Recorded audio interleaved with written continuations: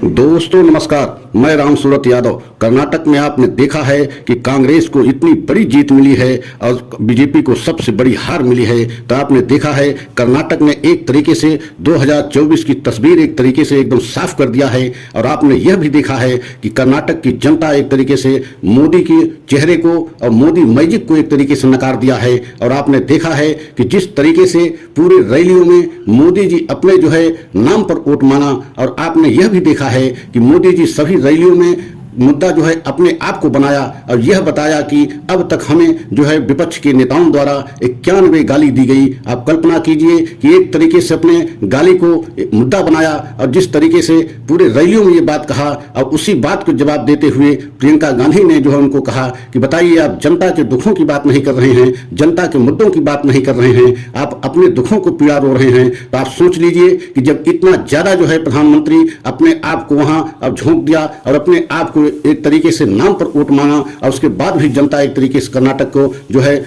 एक तरीके से मोदी चेहरे को नहीं माना, मोदी चेहरे को एक तरीके से अस्वीकार कर दिया और इतनी बड़ी जीत कांग्रेस को दिया जो कल्पना से परे थी। किसी एग्जिट पोल ने, किसी सर्वे ने यहां तक नहीं सोचा था कि कांग्रेस को इतनी बड़ी जीत मिलेगी। हाँ, जीत मिलने की बात सभी सर्वे कर रहे थे, लेकिन इस हद तक इतनी बड़ी जीत मिलेगी यह कोई सर्वे नहीं निकाला था और कोई एग्जिट पोल भी इस बात को नहीं कहा था। लेकिन कर्नाटक की जनता ने एक ऐसा पूरे देश में तस्वीर पेश कर दिया या ऐसा संदेश दे दिया कि आने वाले समय में अब मोदी की मुसीबत या मुश्किल बहुत बढ़ने वाली है, क्योंकि मोदी जी के चेहरे को एक तरीके से कर्नाटक की जनता इनकार कर दिया और कर्नाटक की जनता में मोदी मैजिक एक तरीके से समाप्त हो गया और राहुल का जो है एक तरीके से युग शुरू हो गया। ऐसा हम इसलिए कह रहे हैं कि देखा है आपने, मोदी जी 17 रैली किए हैं और 17 रैलियों में जो है 12 रैलियों में जो है बजरंग दल को बजरंग बली से जोड़ा है। आप कल्पना कीजिए, बजरंग दल एक आरएसएस का संगठन है और संगठन को किस तरीके से बजरंग बली से जोड़ा गया।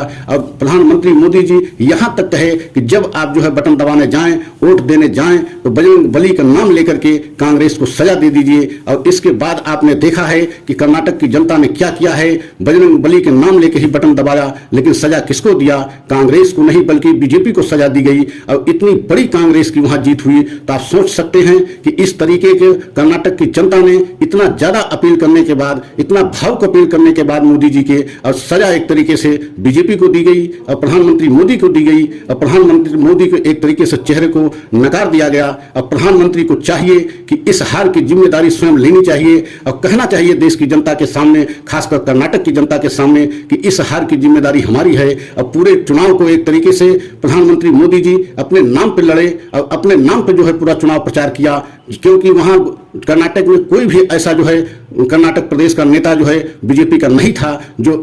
इतना बड़ा प्रभावशाली रहा हो, या जो रहे भी तो उनको एक तरीके से दरकिनार कर दिया गया। आपने देखा है येदियुरप्पा बहुत बड़े जो है बीजेपी के वहां के लीडर थे, लेकिन उनको किस तरीके से दरकिनार किया गया, उनको अपमानित किया गया कि आप चुनाव प्रचार में कहीं येदियुरप्पा का नाम भी नहीं देखा और येदियुरप्पा की फोटो कहीं नहीं लगी। हर जगह पूरे जो है मोदी जी की फोटो लगती रही। और जब इतनी बड़ी जो है मोदी जी को हार मिली है, वहां की जनता जो है उनको सजा दी है, बीजेपी को सजा दी है, तो पूरी गोदी मीडिया इस समय एक तरीके से मोदी के बचाव में उतर आई है और सिर्फ ये कह रही है कि ये मोदी की हार नहीं है, ये तो कर्नाटक के जो है जो छोटे नेता या कर्नाटक के जो नेता थे उनकी हार है, इससे मोदी जी का मतलब नहीं है। लेकिन कहीं अभी मोदी जी चुनाव जीते होते या बीजेपी कर्नाटक में चुनाव जीती होती तो आज यही गोदी मीडिया प्रधानमंत्री मोदी की किस तरीके से जय जयकार करती, कितनी ज्यादा प्रशंसा करती कि इनकी जो है एक तरीके से तस्वीर आकाश में जो है गोदी मीडिया पहुंचा देती, आकाश में लहराती इनकी तस्वीर। लेकिन आपने देखा है किस तरीके से जब से हार मिली है बीजेपी को, पूरे गोदी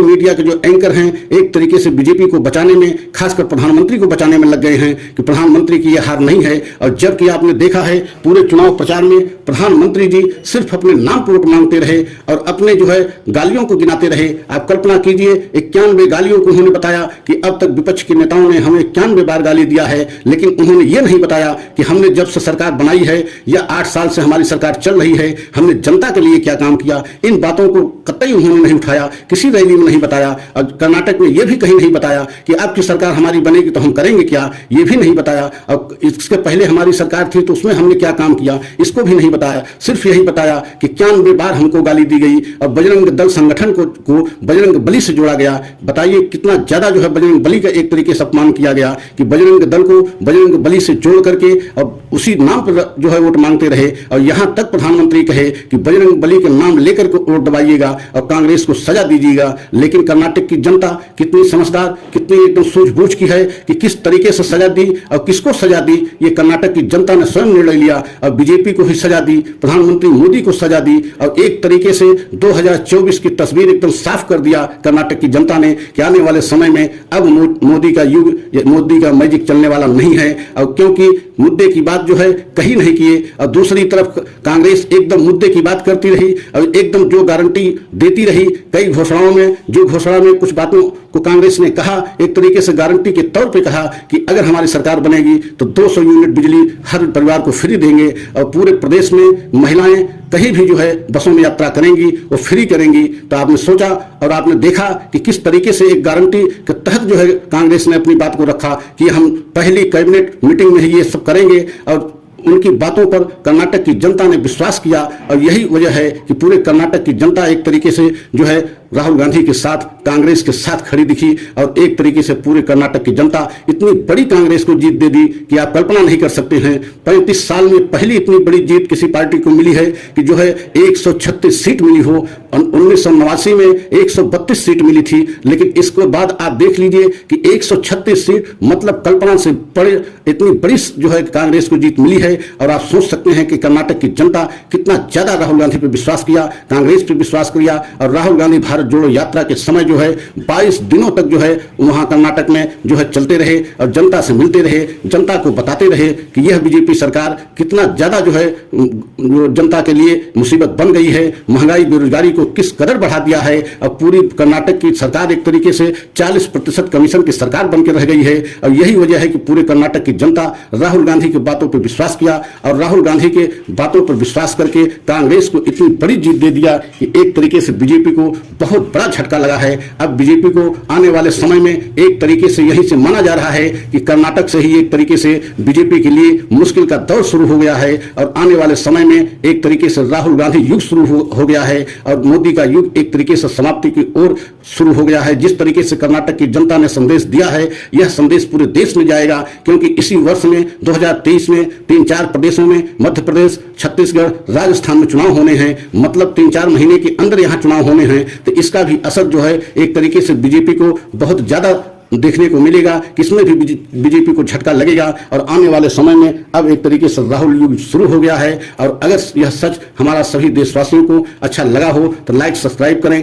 कमेंट के द्वारा अपनी राय अवश्य बताएं और यह भी बताएं कि क्या यह सही नहीं है कि राहुल युग अब शुरू हो गया, आने वाला समय जो है कांग्रेस को होगा और बीजेपी के एक तरीके से अब मुश्किल के दिन शुरू हो गए हैं और मोदी का मैजिक एक तरीके से समाप्ति की ओर कर्नाटक से ही शुरू हो गया है। तो यह सच अगर आप सभी देशवासियों को अच्छा लगा हो तो लाइक सब्सक्राइब करें, कमेंट के द्वारा अपनी राय अवश्य दें, अगले सच की प्रतीक्षा करें। जय हिंद।